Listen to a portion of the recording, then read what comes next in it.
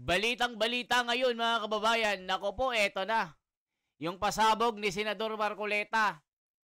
Tila si Ping Lacson, mga kababayan, hindi natuwa sa sorpresa ni Senador Marcoleta na si Orly Gutesa. Eto po, tila hindi kinatuwa ni Senador Ping Lacson ang biglaang pagharap ng sorpresa na witness ni Senador Marcoleta na si Orly Gutesa dahil sa bigat ng testimonya.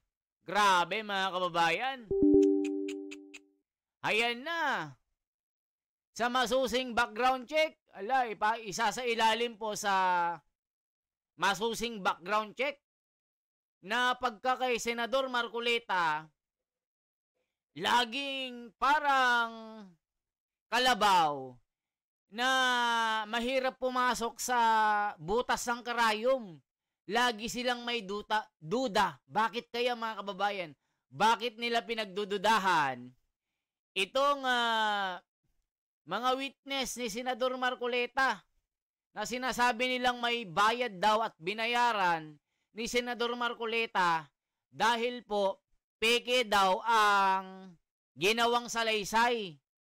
Dahil po yung isang abogado ng law firm na pinagawan po ng affidavit po, peke daw. Kaya itong si Senador Marcoleta daw, dapat daw tanggalin sa pagkasenador kasi nagbabayad daw ng witness. Aba, ang gagaling nyo. So ano sinasabi ng mga komento mga kababayan? Ayan po tignan nyo po. Lacson tila hindi natutuwa sa sorpresa ni Marcoleta.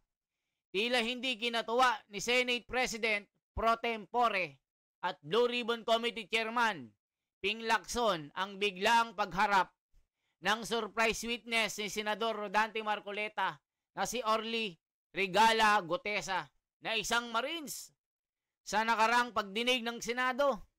Ayon kay Lacson, hindi siya nabigyan ng paunang abiso tungkol sa testigo kaya hiniling niyang sumailalim ito sa masusing background check dahil sa bigat ng mga aligasyon.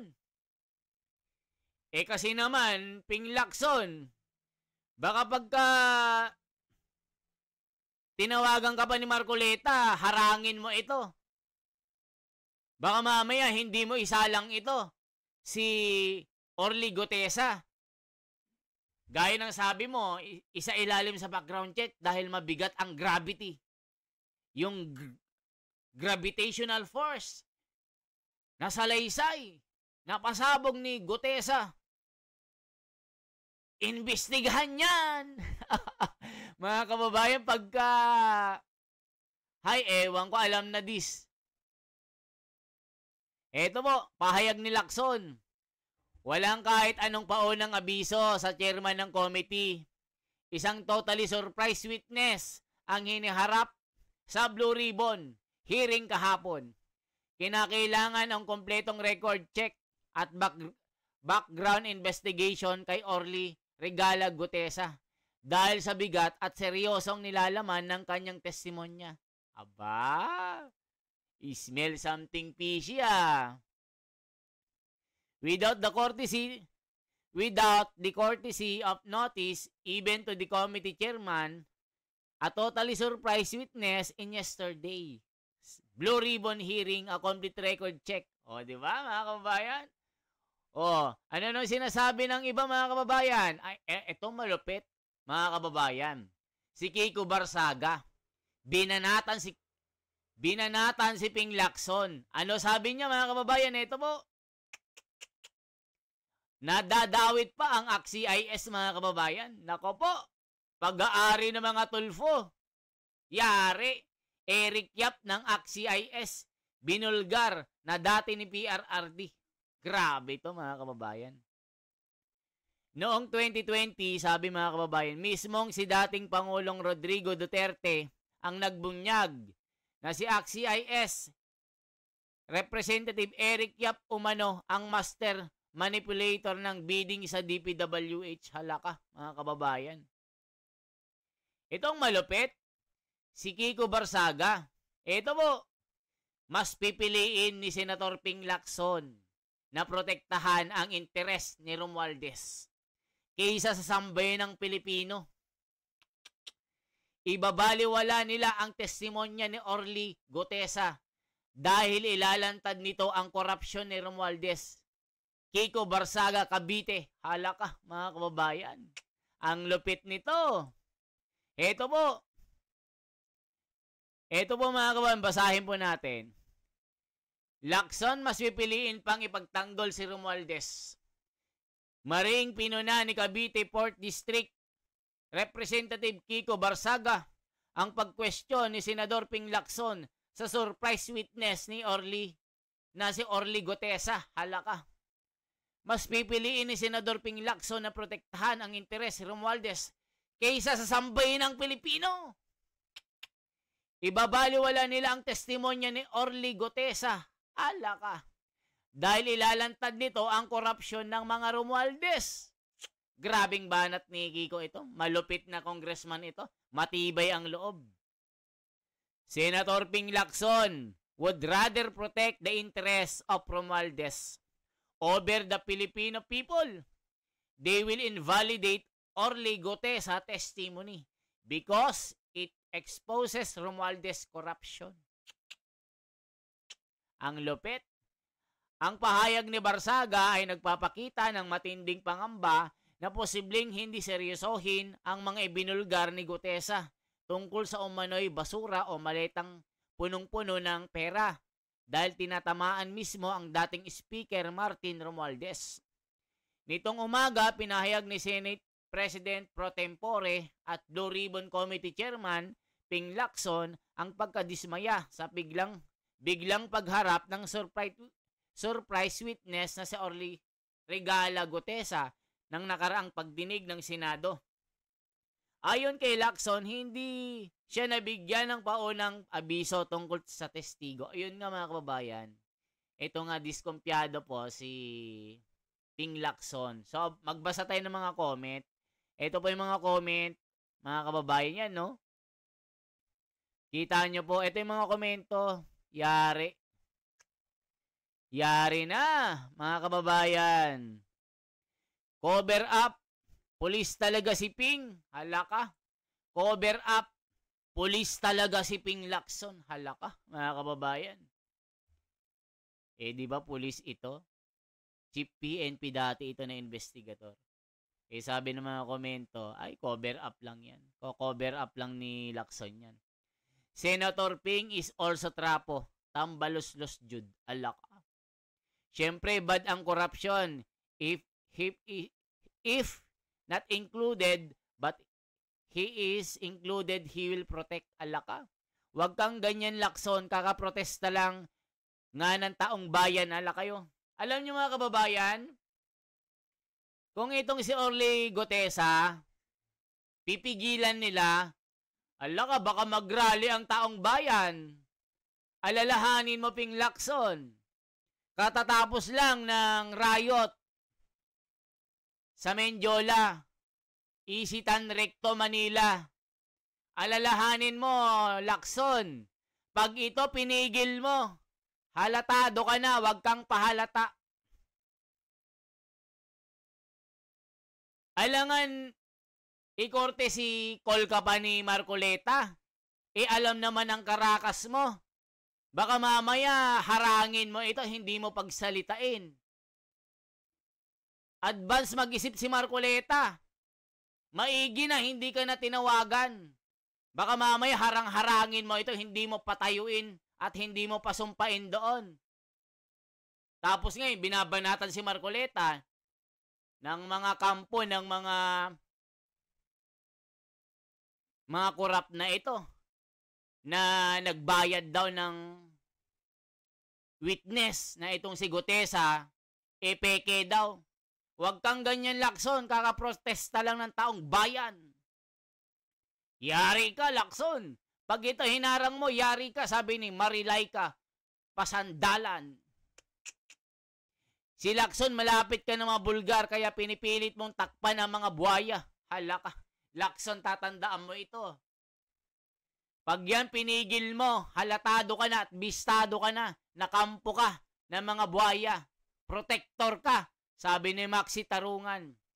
Di na tayo magtataka sa dalawang tuta ni Lacson at Soto, tuta ng admin, lalo na Kabuaya Coratong, baliling yan, nagtatago sa batas dati, pera lang yan, walang mangyayari sa investigasyon na yan. Kwento-kwento mo sa pagong yari. Tama ka kong Barsaga, you are the man. Buti itong si Kiko Barsaga, nasa katwiran ito eh. Diba? Wala na. Tamaan ng kidlat lahat ng korap at protesta sa mga korap. Mamatay na sana mga korap. Yari mga kababayan. Malaking utang nila kay Romualdez kasi binili nila ang panalo kay Comelec. Chairman na si George Garcia. Binayaran ni Romualdez si Garcia para ipanalo si Tito Soto, Ping Lacson, Kiko Pangilingan, Bam Aquino, and Lito Lapid. Halaka mga kababayan. Nagbabasa tayo ng comment. Yari, grabe yung mga aligasyon na ito. Parang tumpakyang, Kiko. Kung titingnan mo ang mukha ni Lacson, parang maraming nakatago. Alaka. Mahiwaga pero malaman. Baka gusto ni Lacson siyang babalatan ng taong bayan kasi nadadawit siya pag nagkataong mapatunayan at makulong si Martin. Halaka. Hindi nga siya handa sa pasabog eh. Natulala. Tuta kasi ni Tambaluslos si Lacson, sabi ni si Ruel Tuason, hindi man lang nagtanong man, nililihis pa, hindi pa niya kilala si Mitchell. Kilala nga yun, ano yun? Ang maganda dyan, isama ang mga protektor pagdakip sa mga kawatan.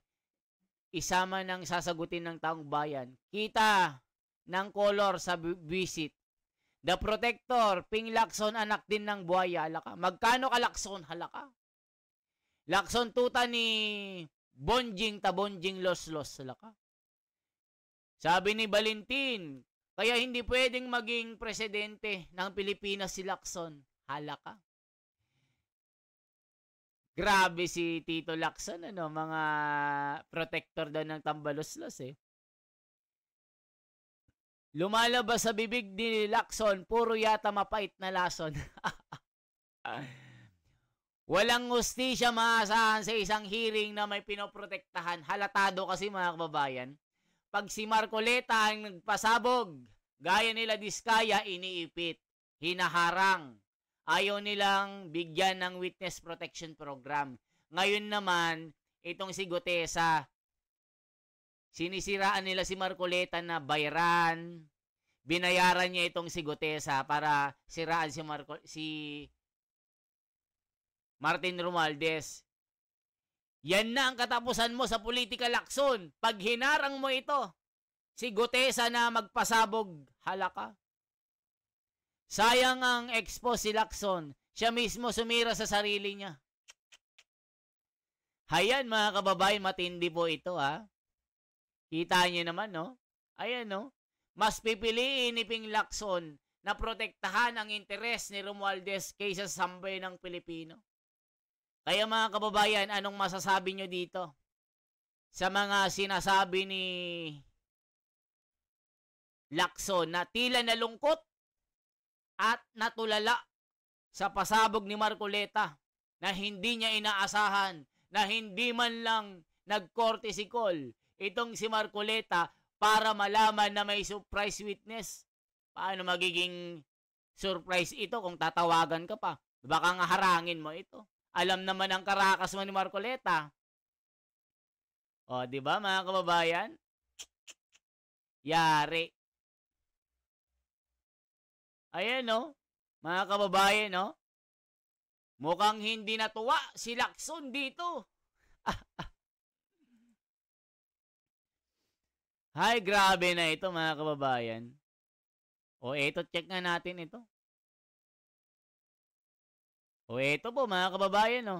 Mga kasama kong sundalo, nagtatrabaho lang po kami ng mga kasama kong sundalo sa Philippine Marines. huwag sana isipin ng aking mga kasama na nagtatraidor ako. Ako sa aming trabaho at pinagsamaan dahil pare-parehas kaming may pamilya at gusto lang naman naming ayusin ang kinabukasan ng bawat isa. Wala akong iniisip na kapahamakan para sa kanila, bagkos ang gusto ko lang maayos ang kinabukasan ng bayan at lahat kami. Noong December 5, 2004, na-hire ako bilang security consultant sa Ako Bicol Party List or AKB kay Congressman Saldico. At nasimula ang duty ko kay Congressman Saldico. Bawat umaga, nagre-report ako sa BGC sa Horizon, sa Bonifacio Global City, kung saan nakatira si Kong Saldico. Tuwing may duty at detailed ako sa basura, it means itong basura, ito yung box ng pera na pinag-uusapan natin sa kasalukuyan. Tuwing may duty detail ako sa basura, pumupunta kami sa 28 Ladybug Corner, Dragonfly, Valle Verde 6, Pasig City. Tagabuhat lang ako ng malita ng basura. Ang ibig sabihin ng basura ay malita na may lamang pera. Ang bawat malita ay may lamang humigit kumulang 48 million pesos. Ang bawat malita ay may push-it na nakadikit na nakasaad kung magkano ang laman ng bawat malita. Tuwing may duty detail sa basura, may pumupunta na tao na magdi-deliver ng basura at nire-receive ni John Paul Estrada at Mark Tiksay. Ang mga executive assistant ni Congressman Saldico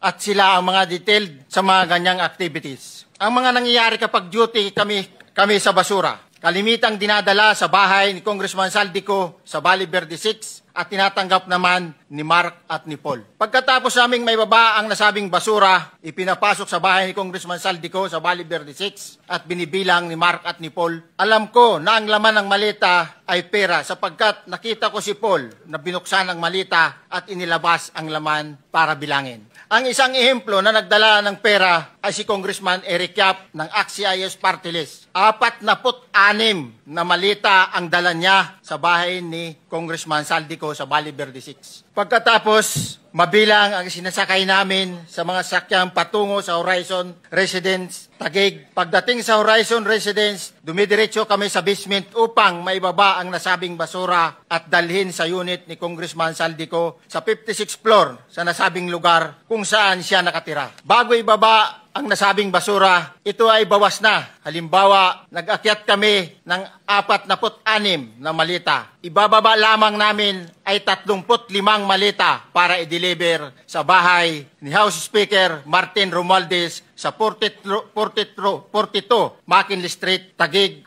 Ang labing isang malita ay naiwan sa taas ng 56th floor sa Horizon Residence. Humigit kumulang 3 bisis ako mismo ang nag-deliver ng basura sa bahay ni Congressman Saldico sa Horizon Residence at sa mga bahay ni Speaker Romualdez sa 42 McKinley Street, Taguig. Mas maraming pagkakataon na nagde-deliver kami ng basura sa bahay ni Speaker Romualdez at sa bahay ni Congressman Saldico dahil iba-iba kaming mga nakadetailed na close-in, backup at advance party na nagkakaroon ng rotation. Sa huli, ako po ay nagnanais na mapasailalim sa Witness Protection Program dahil alam ko po nanganganib ang buhay ko at ang aking pamilya sa ginawa kong paglalahad na ito. Sa katotohanan na ang lahat ay nilagdaan ko, ang salaysay na ito ay kusang loob at walang anumang pamimilit at bunsod lamang ng hangarin matulungan ang ating bansa. Ito po ay nilagdaan ko.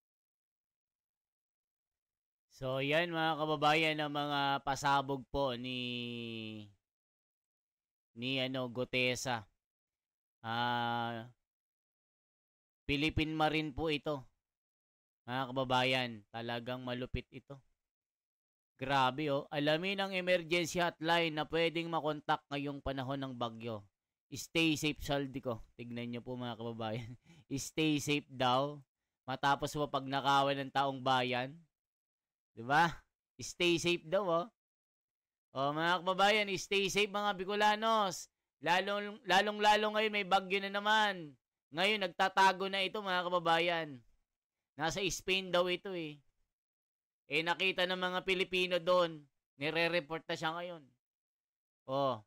Mag-comment sana po kayo. Anong masasabi nyo dito? Mabuhay po mga kababayan. Isang like po, isang share, at isang subscribe. Salamat po. Kaya sana po lagi po kayong updated sa ating mga video para po makatulong po kayo na i-share po ito. Sama-sama po tayo. Natulungan si Senador Marcoleta na protektahan po siya. Protektahan po natin ang katwiran at ang batas. Suportahan po natin si Senador Marcoleta sa laban na ito. Ang laban niya ay laban nating lahat ng mga kababayan natin, lalong-lalo na po ang bayang Pilipinas. Mabuhay po.